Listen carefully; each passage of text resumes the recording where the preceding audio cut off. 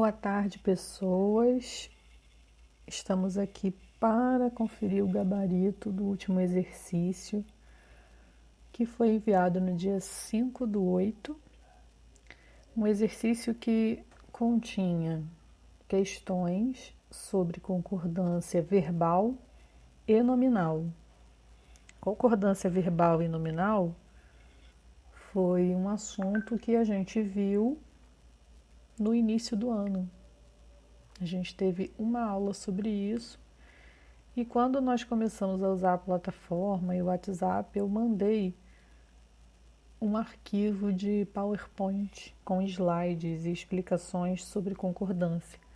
O livro didático de vocês tem um capítulo também sobre concordância. E eu acredito que, lendo esse material, vocês teriam condições de realizar esses exercícios.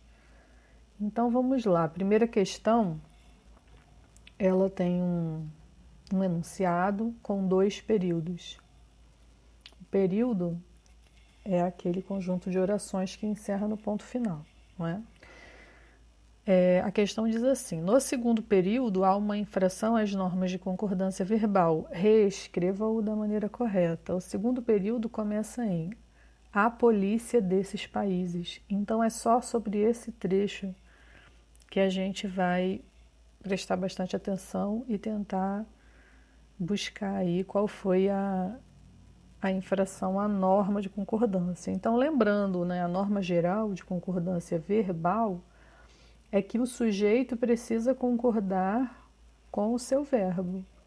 Se o sujeito for em primeira pessoa, o verbo tem que estar em primeira pessoa. Se o sujeito estiver no singular, o verbo deve estar no singular. Se estiver no plural, deve estar no plural. Então, o verbo concorda com o sujeito em número e pessoa. A resposta para essa primeira questão é: a polícia desses países não pôde prendê-los, porque a polícia, que é o sujeito, né, o núcleo do sujeito, está no singular. Então, o verbo poder não deveria estar no plural, ele tem que estar no singular. Uma outra forma de acertar esse enunciado é você colocar a polícia no plural, e aí você não precisa mexer no verbo. Então, ficaria: as polícias desses países não puderam. Então, você tem aí 2 opções de resposta. No número 2, a gente tem também o período com várias orações. E a gente precisa buscar aquela oração cujo sujeito não está combinando com o verbo. Então, a gente tem: pode-se argumentar, é certo que eram previsíveis os percalços que enfrentariam qualquer programa de estabilização necessário no Brasil. Então, a gente tem 1, 2, 3. Na terceira oração, eram previsíveis os percalços. Se você inverter, você vai ver que o sujeito vem para frente do enunciado. E aí você lê da seguinte forma: os percalços eram previsíveis. Percalço está no plural e o verbo está no plural também. Eram, não é? O verbo ser aí flexionado no plural. Então tá ok. O problema está na última oração, que diz assim: que enfrentariam qualquer programa. Se você inverter e botar o sujeito na frente, você vai ver: qualquer programa de estabilização que enfrentariam. Então, assim, qualquer programa de estabilização enfrentariam. E aí não está concordando, certo? Então, para acertar, você tem que mexer no verbo enfrentariam. Você tem que colocar esse verbo no singular. E aí acerta a questão. Número 3 diz assim: lendo atentamente o texto 2, você descobrirá que existe uma explicação. Uma possível explicação para a pessoa ter errado é justamente essa inversão, essa ordem inversa, né? O verbo aparece, o verbo enfrentaria, ele aparece muito perto do sujeito do verbo anterior. E isso pode ter influenciado aí na redação desse texto, não é? Então, por causa da proximidade com a palavra anterior, que está no plural, existe uma indução aí de colocar o verbo no plural também, embora o seu sujeito esteja na ordem inversa, né? O seu sujeito esteja no singular, que é o qualquer. No qualquer a gente não mexe, tá? Número 4, você tem um enunciado, tem um comentário sobre esse enunciado, e esse comentário ele pode estar correto ou não. E aí quem vai dizer é você, né? Nesse caso aí o comentário está correto. Então a resposta é: o comentário está correto. Quaisquer é o pronome que acompanha medidas. Então medidas é um substantivo que está no plural. Isso é um caso de concordância nominal. Então a gente tem um nome, né, o substantivo medidas no plural. E o adjetivo que está perto dele, acompanhando ele, precisa concordar com ele. Então, se medidas está no plural, quaisquer está no plural também. Se você alterar para o singular qualquer um dos dois, você vai estar cometendo aí uma infração. Número 5. Número 5 é uma questão objetiva, ou seja, uma questão de marcar. Essas lacunas, elas servem para ajudar você a preencher com a palavra certa, mas no final você precisa marcar uma alternativa em que a lacuna possa ser preenchida apenas por um dos termos colocados em parênteses. Na letra A, diz assim: cabelo e pupila negros ou negra. Você só pode colocar a palavra negros. Então a resposta é a letra A para essa questão 5. Você não poderia dizer cabelo e pupila negras. Aí a letra B, calma e serenidade, você pode colocar invejável, concordando apenas com serenidade, ou você pode colocar invejáveis, concordando com as duas. Então é uma opção do falante. Dentes e garras, você pode colocar afiados, concordando com os dois, ou afiadas, concordando apenas com o último termo, que é a palavra garras, que está no plural. E na letra D, você pode dizer galhos e tronco seco, concordando só com o último, ou você pode dizer galhos e tronco secos, concordando com os dois. Então, todas as regras que você usou aí para poder responder a essa questão são regras especiais de concordância nominal. Então, se ficou dúvida, você precisa reler o material sobre concordância nominal, regras especiais, e verificar essa posição em que se encontra o substantivo modificado e o seu adjetivo. Certo?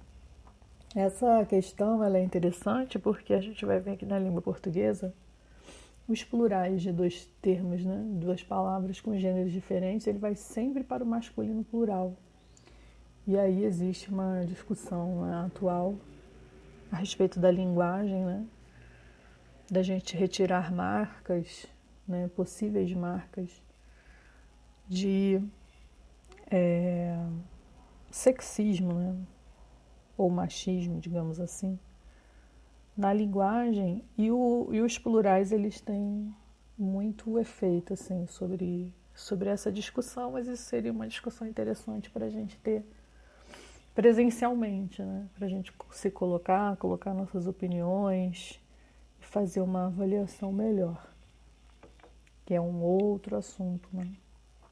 Número 6, vocês têm o seguinte: assinale a frase em que há erro de concordância verbal. Então você deveria saber, né, sobre a regra geral de concordância verbal, que é aquela que diz que o sujeito precisa concordar com o verbo. A dificuldade que você vai encontrar nesses enunciados é o seguinte: na letra A você tem uma locução verbal, ou seja, você tem dois verbos que funcionam aí juntos, tá? Para dizer um conteúdo só, que no caso é poderia haver. Na letra B você tem deve existir, também uma locução verbal, dois verbos aí.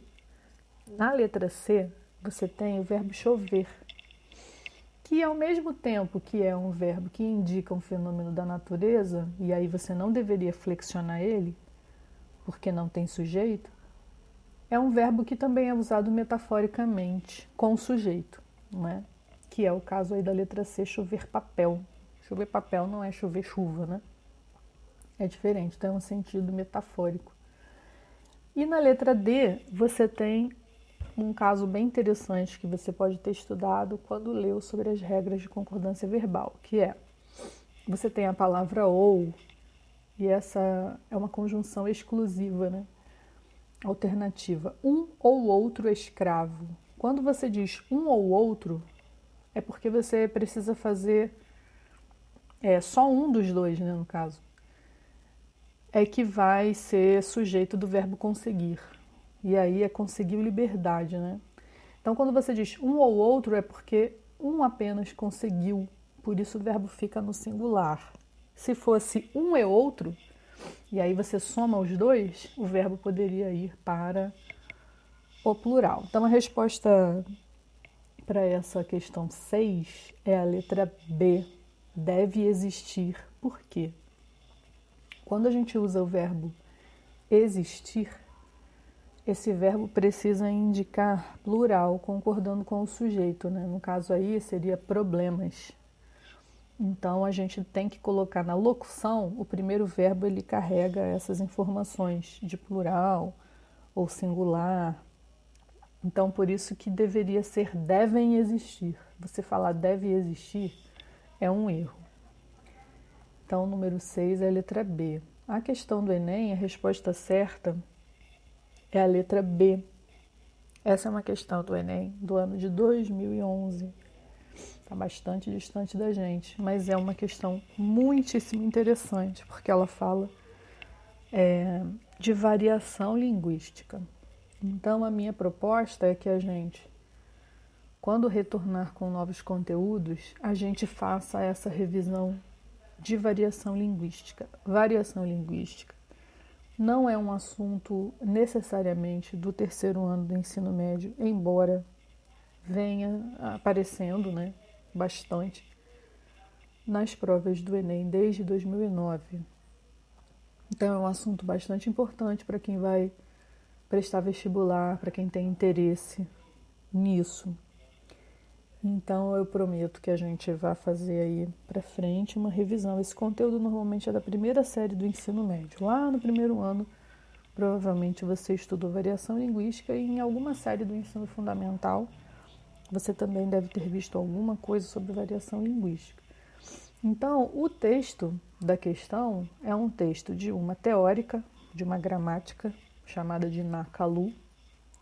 Ela opina, né, a respeito aí, lógico, opina tendo conhecimento de causa, né, depois de estudos realizados, ela fala